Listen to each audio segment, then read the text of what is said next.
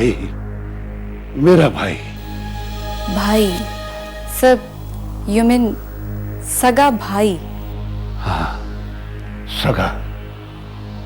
लेकिन इसका किसी से कोई रिश्ता नहीं है। इसका हर रिश्ता, हर मोहब्बत, हर हमदर्दी सिर्फ और सिर्फ अपनी ड्यूटी के साथ है। हैरत है सर, आज तक आपने कभी मेरे साथ इनका जिक्र ही नहीं किया। मैं इसका जिक्र अपने आप से भी नहीं करना चाहता। क्यों सर? इसलिए कि इसने मुझे वो दुख दिया है जो एक नौजवान बेटा अपने बाप के मुंह पे थप्पड़ मार के देता है।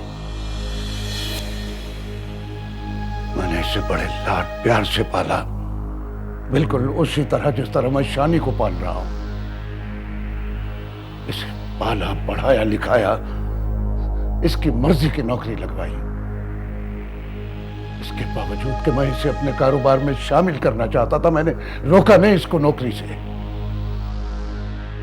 और इसने पुलिस इंस्पेक्टर बनने के बाद सबसे पहला काम यह किया कि मुझे मुल्जिम बनाया, शक किया मेरे कारोबार पर। ओह, सो सैड सर। लेकिन आज ये यहाँ कैसे आई? कुछ पता नहीं है। सीधा हाथ दिखा के बायां मारने आया हो।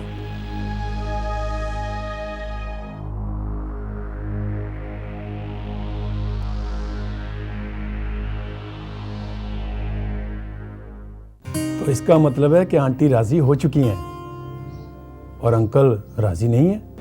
नहीं, वो भी राजी हैं। वो अपना राज नहीं है। बस उनका कहना ये है कि मुझे थोड़ा टाइम दो, मैं कुछ बंदोबस्त कर रहा हूँ, फिर एक ही दफ़ा भेजूंगा तुम्हें। रोज, इसका मतलब है कि तुमने ठीक तरह से उनको सेटिस्फाई नहीं किया, जिस वजह से वो कह रहे हैं। प्लीज़ तुम दोबारा कोशिश करो। मुझ में तो बिल्कुल भी हिम्मत नहीं है नवीद। पहले भी अम्मी ने ही उनसे बात की थी, अब तो दोबारा अम्मी भी उनसे बात नहीं करेंगी। उसकी वजह यह है कि अव्वल तो वो अम्मी को इनकार नहीं करते, और अगर इनकार हो जाए तो फिर हाँ में नहीं बदलता उनका इनकार। आप ऐसा क्यों नहीं करते कि खुद मिलकर उनसे बात करें और अपनी सफाई पेश करें? मेरे ख्याल में ये सबसे बेहतर है और वो ज़्यादा खुश होंगे। नहीं, अभी नहीं। रोज मैं अंकल को फेस नहीं कर पाऊंगा, तो मुझे एक मशवरा दो। क्या? मैं क्यों ना यासिर से बात करूं? ज़रूर जाएं। वैसे भी अब्बू आजकल यासिर से बहुत खुश हैं। अच्छा चलो ठीक है, मैं यासिर के ऑफिस जाता हूँ और उससे बात करता हूँ। ओके, अल्लाह हाफिज। मेरी जान, मुझे तो पहले ही पता था कि जलाल रऊफ का भाई है। तूने मुझे पहले क्यों नहीं बताया? तूने पहले किसका क्या उखाड़ लिया जो उसको उखाड़ लेगा? ओए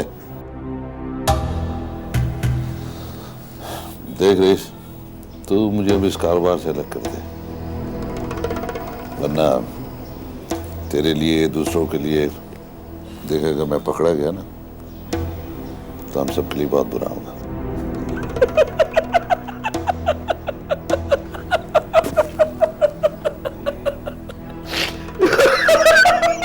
यार तो हंसते हुए बहुत बुरा लगता है। ओ, बात सुन, उसने वर्दा को भी देख लिया है और हर बात को मजाक में मत लगा। तो देख, ओ भाई, जिंदगी को मजाक में नहीं ले रखा ना तो मारा जाएगा।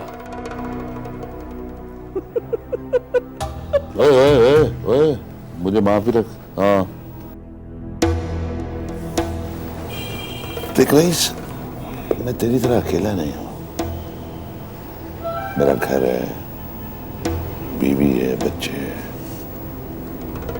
माइंड इट, मैं जिंदगी को बहुत सीरियस लेता हूँ। ओ भाई ठीक है ठीक है, तू ना जा, मैं कबाड़ी के पास वर्दा को भेजूंगा, वो ले आएगी पैसे।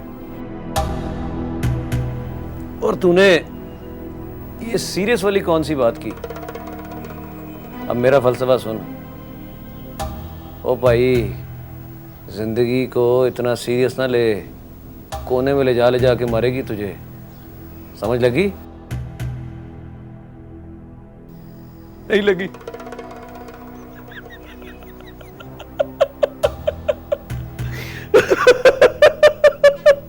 बड़ा सीरियस।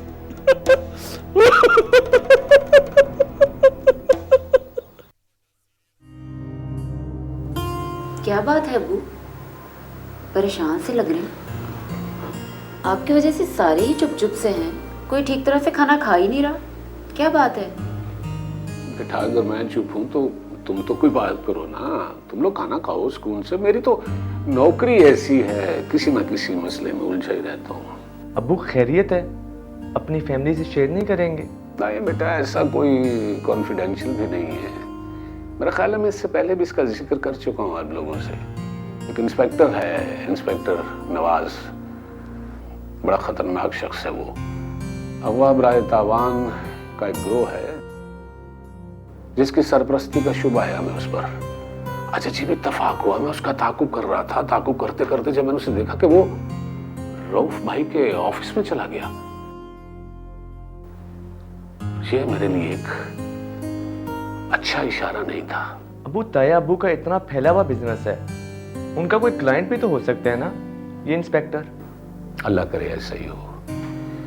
लेकिन जब काफी देर तक बेटा वो बाहर नहीं आया ना, तो मुझे शक गुजरा।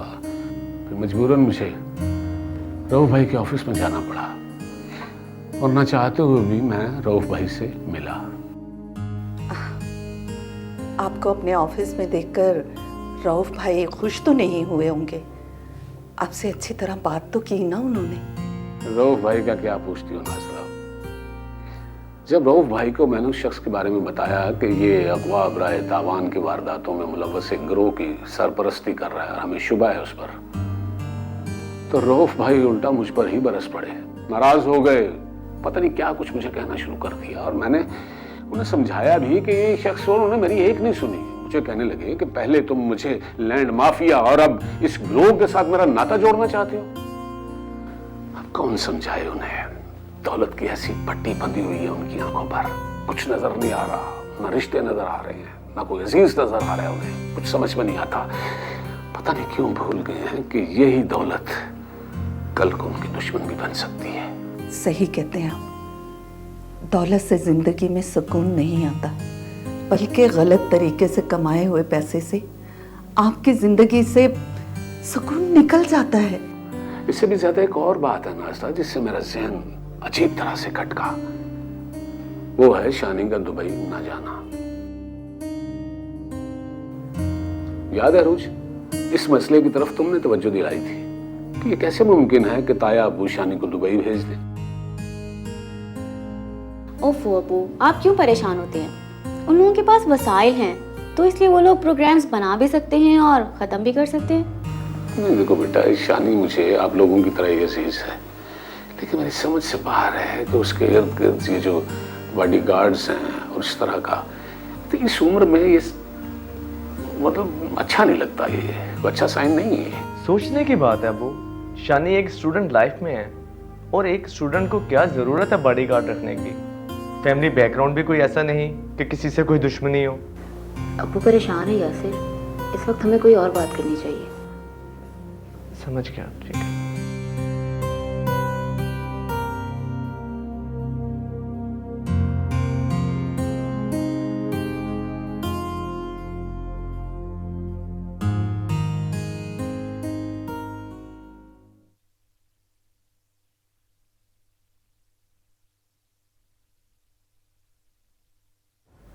सर, इंस्पेक्टर नवाज साहब आए हैं। भेजो।